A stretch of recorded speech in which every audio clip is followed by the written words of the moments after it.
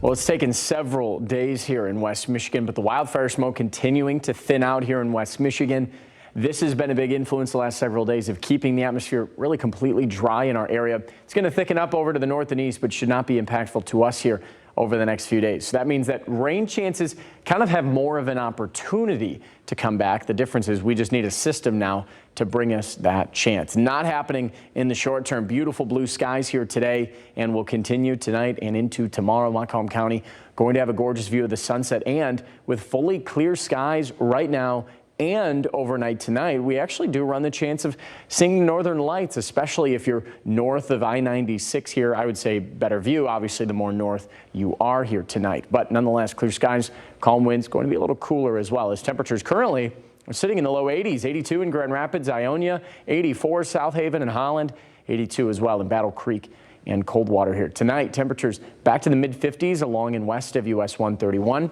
And the inland areas will be in the lower 50s and right near 50 in Big Rapids. So very similar to last night, where Grand Rapids did bottom out right around 54 degrees. We stay very consistent the next few days with afternoon highs right around the mid-80s in Grand Rapids and still a touch warmer along the lakeshore with the light southeast wind. That's the favorable one for areas west of 131. We do expect to fall back into the 70s early next week. Reason being, we'll actually be influenced by some rain chances, but it looks like a short-term cool down, or at least not enough of a cool down to bring us back to seasonable. We're going to kind of stay above average here into the long term. So here's the rain that's closest to us right now. The cloud cover just pushing up towards Toledo and trying to get near Windsor and Detroit.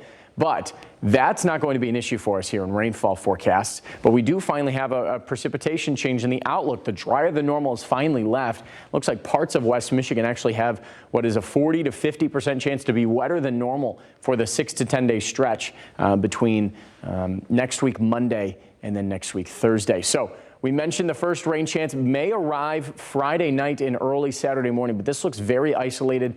Not a lot of moisture by the time it arrives. If it can get enough, well, we could see a few showers, especially west of US 131. Then we get to the potential for a more organized system early next week.